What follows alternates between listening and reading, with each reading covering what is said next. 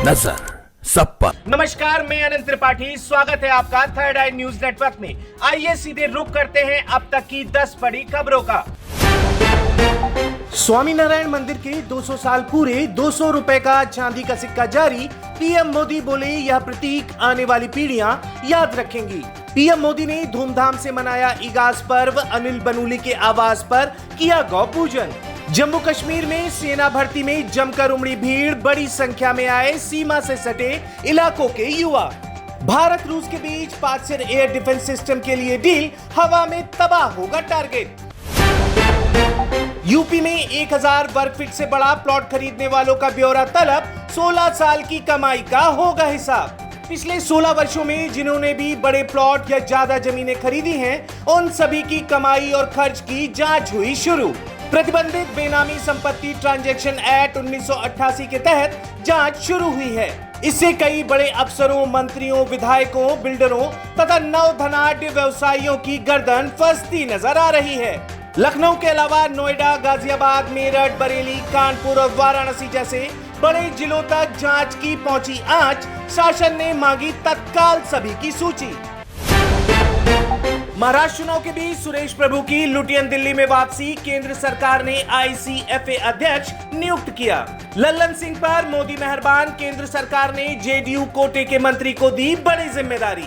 सरकार ने inter state council का नए सिरे से गठन किया है। आपको बता दें कि इंटर स्टेट काउंसिल एक ऐसी संस्था होती है जिसका काम केंद्र और राज्य सरकार के बीच विवाद के मामलों का निपटारा करना होता है। केंद्रीय गृह मंत्री अमित शाह को इस कमेटी का अध्यक्ष और 5 सदस्यीय टीम में राजीव रंजन सिंह और लल्लन सिंह को सदस्य बनाया गया है।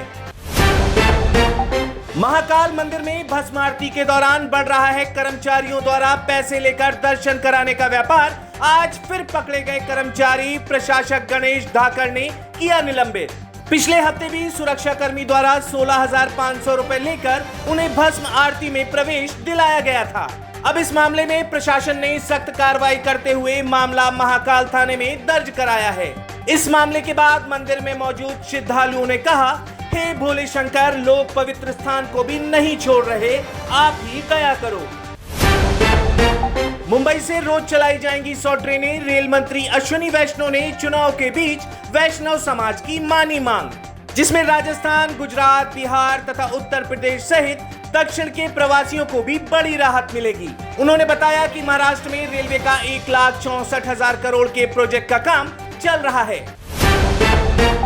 तौकीर रजा के बयान पर भड़के कथावाचक देवकी नंदन ठाकुर, बोले सनातनियों अब एकजुट होने की जरूरत। इसके साथ ही देवकी नंदन ठाकुर ने कहा कि हम 100 करोड़ सनातनियों का विषय है। दिल्ली में 16 तारीख को भी धर्म संसद बुलाई गई है और हमें भी सनातन बोर्ड का अधिकार चाहिए। आजादी के समय ही यह हो जाना चाहिए था। भारत का पहला अंतरिक्ष अभ्यास शुरू, तीनों सेनाओं को मिलेगी स्पेस की जानकारी। इस अभ्यास से अंतरिक्ष में राष्ट्रीय रणनीतिक उद्देश्यों को सुरक्षित करने और भारत की अंतरिक्ष क्षमता को सैन्य अभियानों में एकीकृत करने में मदद मिलने की उम्मीद है। बांग्लादेशी घुसपैठियों के खिलाफ ईडी का एक्शन, झारखंड, पश्चिम बंगाल में 17 ठिकानों पर छापेमारी। दिल्ली में बेरोजगार बस मार्शलों का प्रदर्शन जारी, आतिशी सरकार की 4 महीने की नौकरी का किया बहिष्कार। आंदोलन में अब तक 1792 बस मार्शल शहीद हो चुके हैं, लेकिन अब तक उन्हें पक्के रोजगार की राह नहीं बन पाई है। चुनाव के नजदीक आते हुए उन्हें 4 महीने की नौकरी के नाम पर पॉल्यूशन ड्यूटी कराई जानी है, जबकि बस मार्शलों की मांग है कि उन्हें 60 साल तक स्थायी नौकरी मिले। हालांकि दिल्ली सरकार इस मामले में चुप्पी साधे हुए है। केंद्र ने स्कूली छात्राओं के लिए मासिक धर्म स्वच्छता पर नीति को दी मंजूरी, कहा इसका उद्देश्य जागरूक करना। केंद्र सरकार ने शीर्ष अदालत में दायर हलफनामे में कहा कि इस नीति का उद्देश्य स्कूली व्यवस्था में मासिक धर्म स्वच्छता को मुख्य धारा में लाना है, ताकि छात्राओं के बीच जानकारी, दृष्टिकोण और व्यवहार में बदलाव को बढ़ावा दिया जा सके। मासिक धर्म को लेकर उनकी हिचक को दूर किया जा सके, जो अक्सर स्वतंत्रता, गतिशीलता और दैनिक गतिविधियों में भागीदारी के रास्ते में बाधा बनती है। गिरफ्तार हुआ शाहरुख खान को धमकी देने वाला फैजान खान, कोर्ट में होगी पेशी। वहीं आज किंग खान के बड़े बेटे का है जन्मदिन। आर्यन के जन्म के वक्त इमोशनल हो गए थे शाहरुख।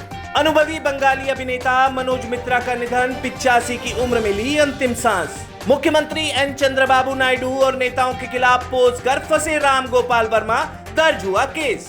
भूल भुलैया 2 की 50 दिन की कमाई को भूल भुलैया 3 ने 11 दिनों में दिया पछाड़, बनाया नया रिकॉर्ड। वहीं सिकंदर के सेट से पहली तस्वीर हुई वायरल, कड़ी सुरक्षा के बीच हैदराबाद में नजर आए सलमान। तो ये थी अब तक की 10 बड़ी खबरें देश विदेश की। और भी ताजा तरीन खबरों के लिए जुड़े रहिए थर्ड आई न्यूज नेटवर्क के साथ। नजर सब पर। नजर सब पर।